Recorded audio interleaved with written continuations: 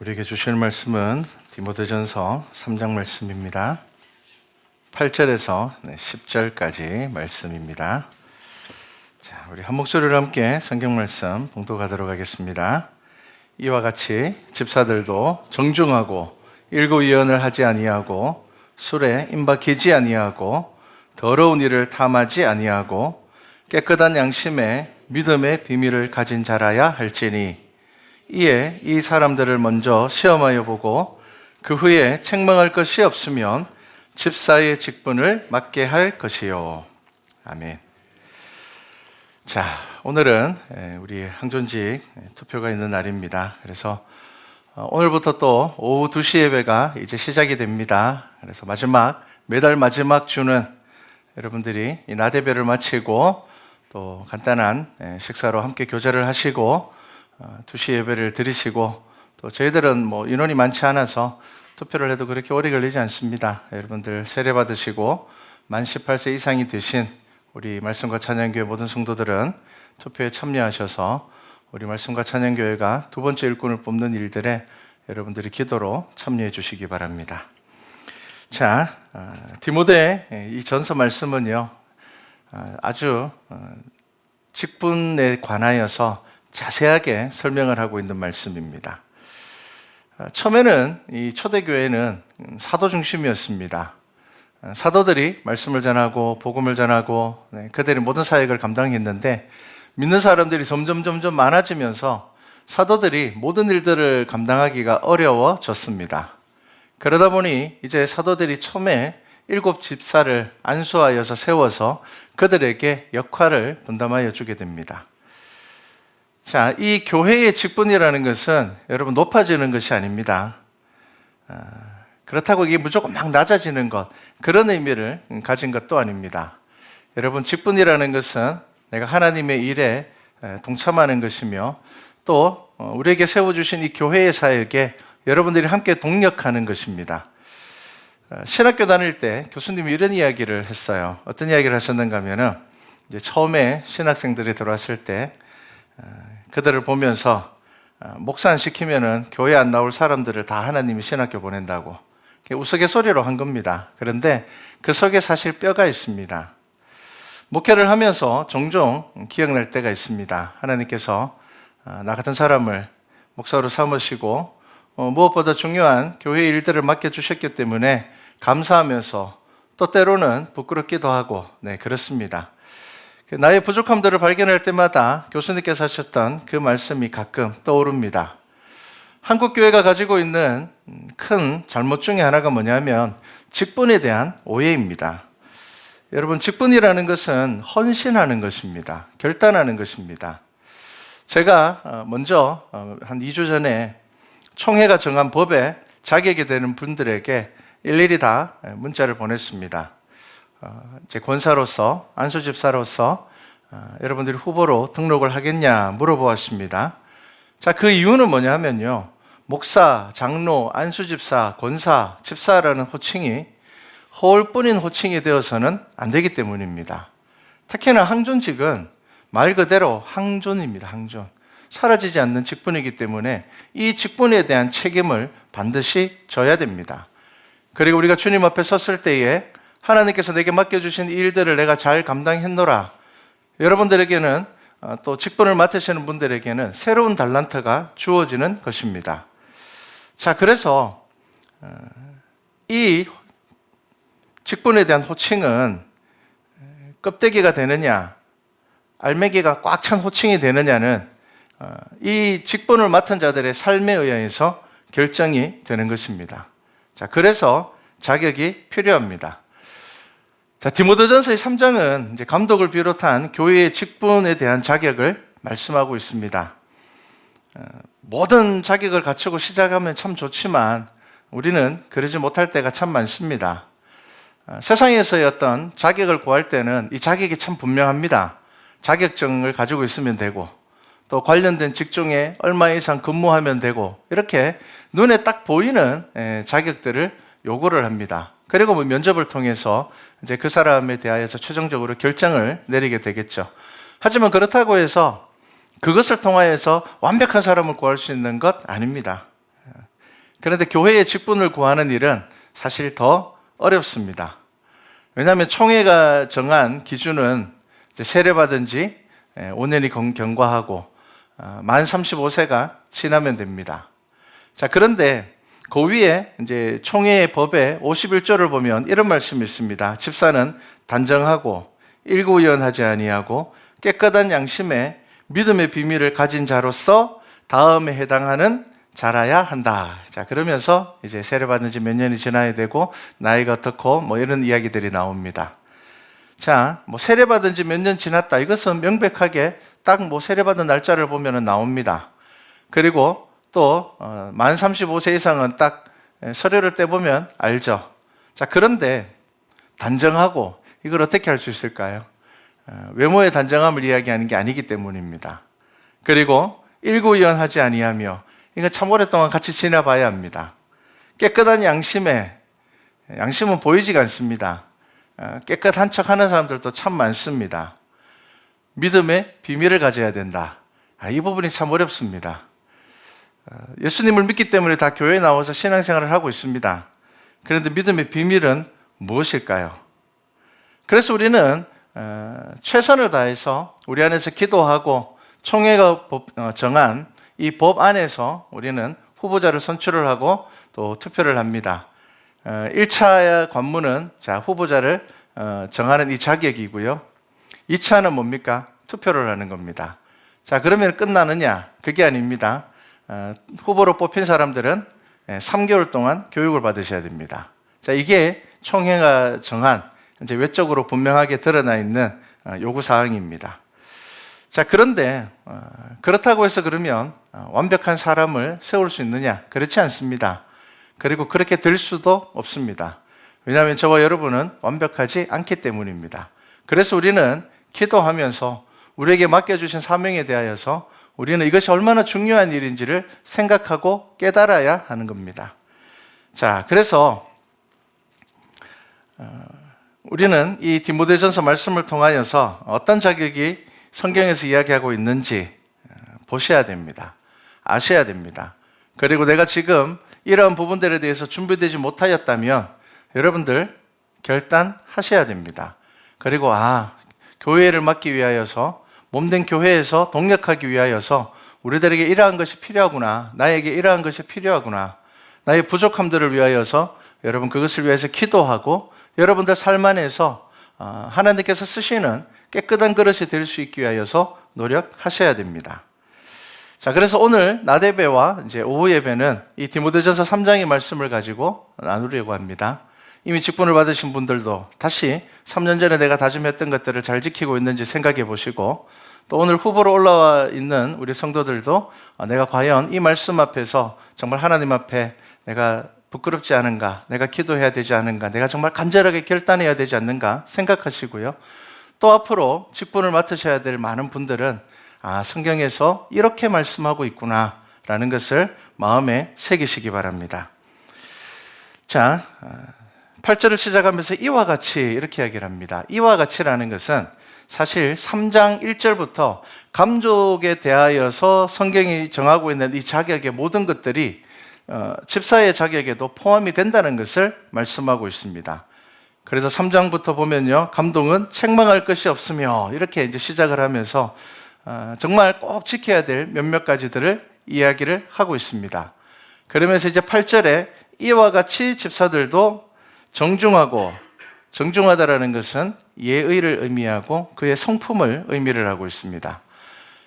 교회의 일들을 감당하기 위하여서, 주의 일들을 감당하기 위하여서 우리들에게 꼭 필요한 것은 그리스도의 성품입니다. 여러분, 교회의 일들은 나 혼자 뭐 하는 게 아닙니다. 다른 사람과 일하는 것이고요. 나보다 더 대단한 사람들하고만 일하는 것 아닙니다. 때로는 나보다 훨씬 연약한 사람들과도 일을 해야 됩니다. 그리고 믿음이 아주 든든한 사람들과 일할 수도 있지만 때로는 부족하고 연약한 사람들과도 함께 일을 해야 됩니다. 그렇기 때문에 일을 맡은 자들에게 필요한 것은 정중하고입니다. 정중하고.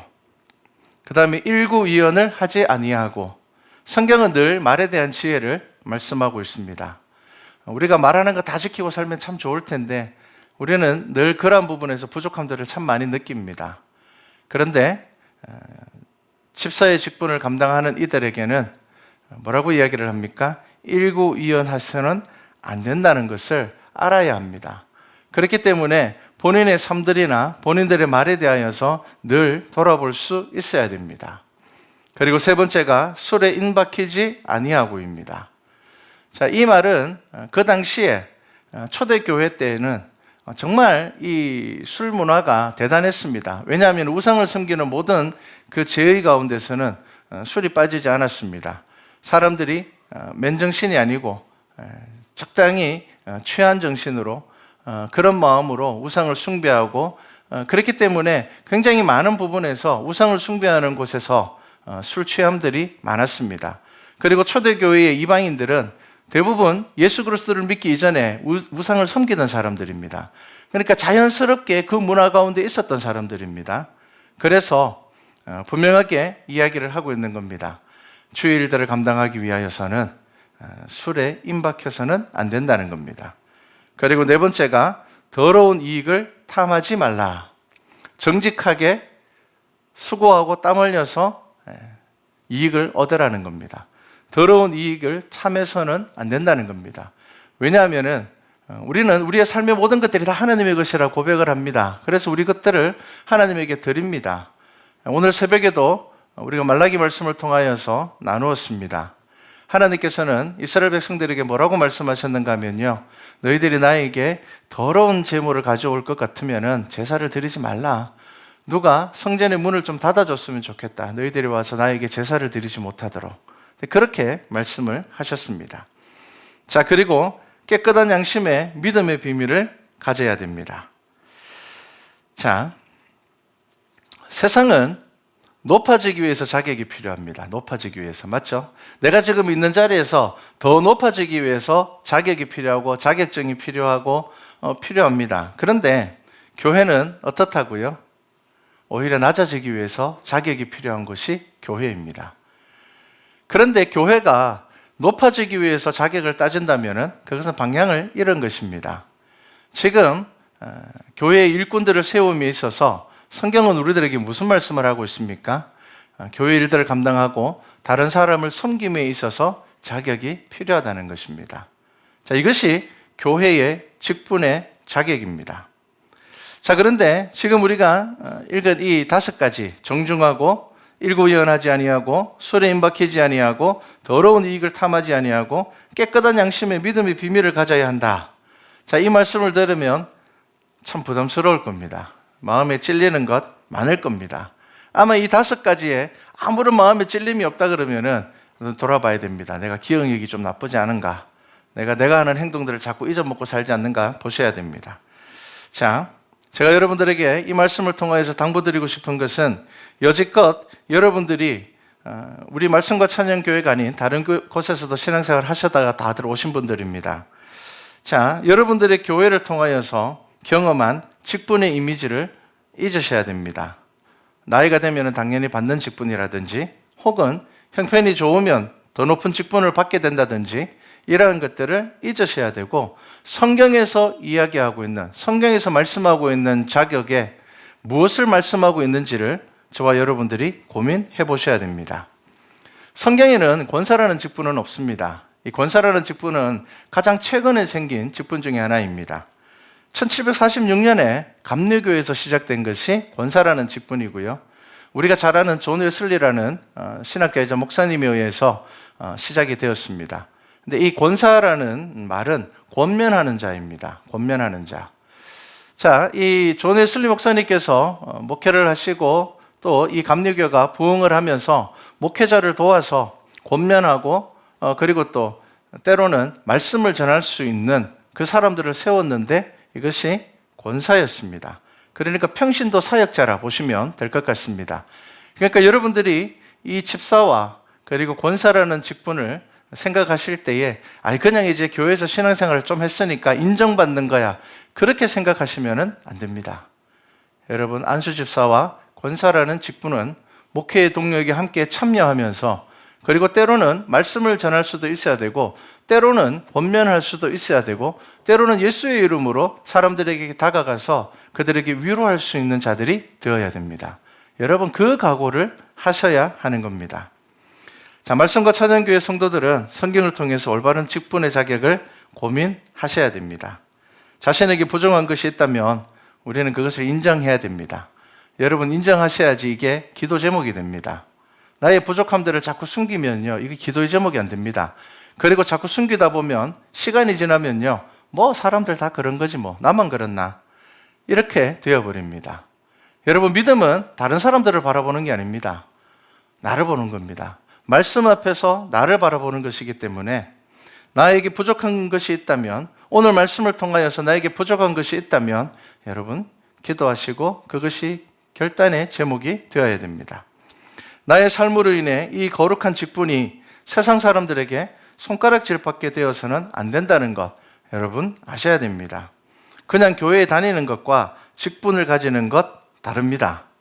여러분들이 직장생활 하면서 나 교회 다녀. 그러면 그래 교회 다니는구나. 근데 너 교회에서 뭔데? 나 그냥 교회 다니는데. 이러면은 그냥 그렇구나 라고 합니다. 그런데 나 교회에서 장로야. 나 교회에서 안주집사야. 나 권사야. 그러면 그들 마음속에 어떤 마음이 들까요? 표현하진 않아도 너를 보니까 참 그래도 교회가 괜찮은 것 같다 라고 생각할 수 있지만, 한편으로는 야 네가 권사냐? 네가 안수집사야? 네가 장로였어? 야 몰랐네. 야 교회는 가면 안 될 것 같아. 네, 그렇게 다짐할 수 있습니다. 여러분 그냥 나 교회 다녀라는 것과, 사람들 대부분 교회 직분이 뭔지 압니다. 교회 안 다니는 분들도. 왜냐하면 친척 중에 교회 다니는 사람들이 꼭 있거든요. 그렇기 때문에 적어도 항존직이라고 하면은 그래도 이 사람은 교회에서 신앙이 인정받은 사람입니다. 믿음으로 저 사람은 그래도 목회사역에 동력할 수 있는 사람이야. 그렇게 교회에서 인정했다라는 것을 의미를 합니다. 그렇기 때문에 여러분 이 직분이라는 것, 그냥 교회 다니는 것과 내가 직분을 가지고 이제 교회를 세워가는 그 일들에 동참한다라는 것은 다른 의미라는 것을 아셔야 됩니다. 직분을 가진 사람들이 무엇인가를 잘못할 때에 사람들은 그 사람을 욕하지 않습니다. 교회를 욕하죠. 그냥 교회 다니는 사람이야. 왔다 갔다 거리는 사람이야. 저 사람은 교회 잘 안 나가는 사람이야. 그러면 그 사람이 뭔가를 잘못한다고 해서 교회를 비난하지는 않습니다.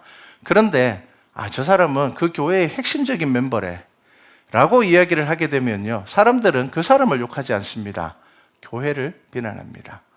후보가 되시는 분들은 결단의 기도를 하셔야 되고, 결과에 따라 자격을 얻게 되시는 분들은 교육받는 3개월이라는 시간 동안 스스로 부족한 부분들을 채우셔야 되고요, 나의 삶이 그 직분에 맞는 삶이 되기를 평생을 통하여서 기도하고 말씀을 붙잡는 성도들이 되셔야 합니다. 영상을 하나 볼 건데요, 깨끗한 양심의 믿음의 비밀을 가져야 된다. 저는 개인적으로 이것이 가장 중요하다고 생각을 합니다. 왜냐하면 여러분 믿음의 비밀이라는 것은 하나님과의 관계 가운데서 참 중요한 것이거든요. 우리 한국교회 가운데 그래도 복음적인 말씀을 잘 전하시고 많은 사람들에게 존경받으시는 이재철 목사님께서 자기가 어떻게 하나님을 만나게 되었고 목사가 되었는지에 대한 간증이 있습니다. 사모님 되시는 분이 남편이 술을 너무 많이 먹어서 자살을 하려고까지 했던 분인데, 그분이 변화되어서 한국교회를 대표하는 목사님 중에 한 분이 되셨는데, 그분이 자신의 삶에 대해서 간증하는 내용입니다. 하나님께서 저와 여러분들 삶 가운데 어떻게 역사하시는지를 이 영상을 통해서 한번 보시기 바랍니다. 아마도 제 처는 제가 믿음 좋은 집사라고 생각하고 결혼했을 거예요. 매일 술독에 빠져 살았습니다. 매일 술 취해서 늦게 들어갔습니다. 그러다가 어쩌다가 빨리 들어가면, 여기도 다 그런 경험이 있는 남자분들 계시죠? 빨리 들어가면 누구하고 빨리 들어가요? 술 친구들 데리고 가는 거죠. 제 처는 대학에서 성악을 전공했습니다. 술집에서 술을 먹다가 괜히 객기를 한 번씩 부리고 싶으면 제 처를 술집으로 오게 해서 노래를 시켰습니다. 그런데도 저한테 한 번도 싫은 내색을 한 적이 없습니다. 저한테 단 한 번도 거부한 적도 없습니다. 그래서 저는 제 처는 본래 하나님께서 저런 성품을 내려주셔서 저렇게 매사에 그저 착하게 사는가 보다, 그러고 감사했습니다. 1984년 8월 2일 새벽 2시에 그날도 제가 꼭지가 돌도록 술을 먹고 아파트로 들어가는데 그날 우연히 제가 제 주머니에 손을 넣었습니다. 주머니에 손을 넣었는데 저희 집 아파트 열쇠가 손에 잡힌 거예요. 저는 술을 먹고 아무리 늦게 집에 들어가도 꼭 벨을 눌렀습니다. 왜냐하면 제가 벨을 눌러야 제 처가 깨서 저녁 밥상을 차려주거든요. 저는 술집에서 아무리 술안주를 많이 먹어도 밥배가 따로 있었습니다. 그래서 집에 가서 밥을 먹지 않으면 배가 고파서 잠이 안 왔습니다. 늘 새벽 1시든 2시든 벨을 눌렀습니다. 근데 그날 우연히 주머니에 아파트 열쇠가 잡혀서 왠지 오늘 내가 한번 열쇠를 열고 들어가 볼까? 술 취한 김에 그런 생각이 들었습니다. 그래서 아파트 열쇠를 돌려서 문을 열고 들어갔습니다. 거실도 캄캄하고 어머니 방도 캄캄하고 저희 부부 방으로 들어갔더니 천정에 불은 다 꺼지고 방바닥에 조그만 스탠드가 켜져 있는데 저 처가 저를 기다리다가 엎드려서 잠이 들어 있었습니다. 근데 머리맡에 노트가 하나 이렇게 펼쳐져 있는데 노트가 이렇게 물이 흘러서 얼룩이 이렇게 져 있었습니다. 저는 제 처하고 결혼한 지 오래됐습니다만은 지금도 제 처 서랍을 열어보지 않습니다. 그런데 그날 왠지 제 처가 머리맡에 놓아둔 뭔가 이렇게 얼룩이 져 있는 그 노트에 글이 뭔지 읽어야 될 것 같아요. 그래서 그 글을 읽었습니다. 제 처는 제가 그날 새벽에 그 글을 읽었다는 사실을 몰랐습니다. 그 이후로부터 6년이 지나서 제가 나의 고백이라는 책을 쓰면서 제 인생이 어떻게 주님에 사로잡혀서 바뀌어질 수 있었는지를 제가 고백으로 쓰면서 6년 전에 제가 그 새벽에 읽었던 그 일기장 내용을 제가 기억해서 다시 썼습니다. 그래서 저는 그 책을 보고 비로소 알았죠. 제가 어떤 계기로 주님께 사로잡히게 되었는지. 그 내용이 이렇습니다. 나는 오늘도 버스를 타고 수유리 너머로 갔다. 시골길을 하염없이 걸으면서 오늘도 역시 어김없이 죽음을 생각했다. 약을 먹고 죽을까? 아니면 손목을 그어 죽을까? 그러나 그것은 내가 취할 길이 아님을 나는 다시 한 번 더 확인하고 되돌아왔다. 나를 살리기 위해 십자가에서 돌아가신 주님께서 주님의 뜻을 위해 내게 주신 남편이므로 나는 사랑해야만 한다. 나는 할 수 없지만 주님께서 사랑하라 명령하심으로 나는 사랑해야만 한다. 주님 도와주세요. 나의 약함을 주님께서 잘 아시잖아요. 제가 이 글을 읽는데 제 마음과 귀에서 북소리가 쿵쿵 울리는데 제가 이 세상에 태어나서 그렇게 큰 북소리를 들어본 적이 없습니다. 저는 모태신앙인으로 태어나서 교회에 다니면서 목사님의 설교를 통해 성경을 통해 사랑이라는 이야기를 수없이 들었지만 그 사랑은 성경에 문자로만 기록되어 있는 것으로 보았습니다. 그 사랑을 실천하는 사람을 저는 그동안 본 적이 없기 때문입니다. 그런데 제 처는 천사가 아니었습니다. 매일 죽음을 생각하는 사람이었습니다. 그런데 주님 때문에 내 곁에서 나를 사랑한다고 하는 사실을 깨닫는 순간에 주님의 아가펜 프로텐이 저를 사로잡았습니다.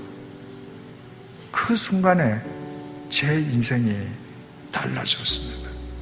그땐 몰랐지만 세월이 흐른 뒤에 제 아내의 이 글을 다시 볼 때 제 아내에게 자기 견해가 있었습니다. 이런 남편하고 도저히 살 수 없다는 자기 생각이 있었습니다.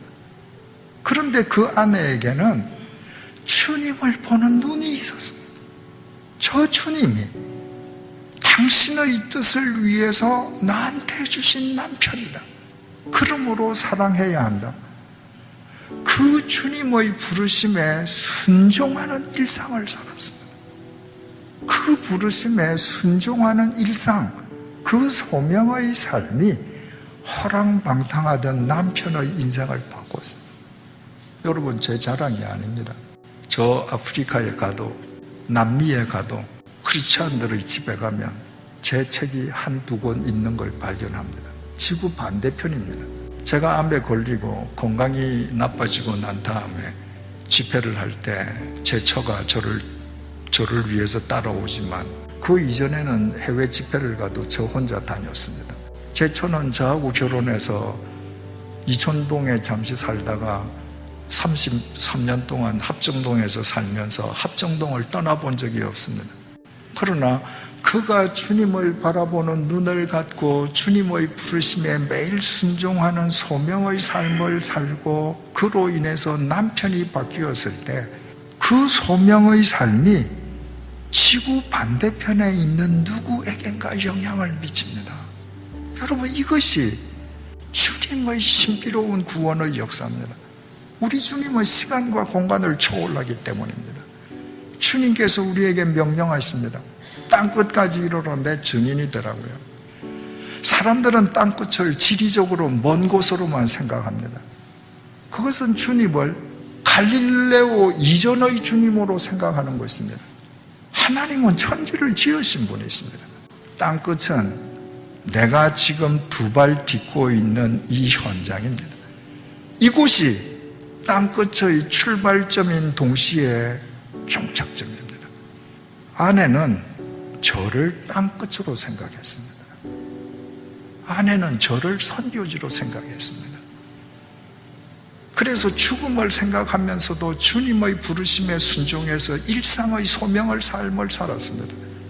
그 결과 변화된 남편을 통해서 땅끝에 있는 누군가에게도 생명의 복음이 전해지는 결과를 얻게 되었습니다. 이것이 믿음의 비밀입니다. 여러분, 기도의 비밀을 가지셔야 됩니다. 모든 사람이 그리스도의 사랑을 다 가지고 살아갈 수는 없습니다. 하지만 여러분들 기억하셔야 됩니다. 우리는 우리의 자격은 예수 그리스도께서 우리를 위해 죽으심, 그것을 가지고 우리의 삶을 살아갈 때입니다. 저와 여러분의 삶이 땅끝이라는 것을 기억하시고 또한 그곳이 선교지라는 것을 기억하시고 내 속에 있는 여러 가지 문제들 가운데서 하나님께서 분명히 나를 통하여서 하시는 말씀이 있다는 것을 꼭 기억하시기 바랍니다. 자, 그래서 오늘 오후 예배를 마치고 드려지는 이 항존직 투표를 통하여서 정말 하나님 앞에 귀하게 사용되는 우리 직분다지를 세워줄 수 있기를 주님의 이름으로 축복합니다.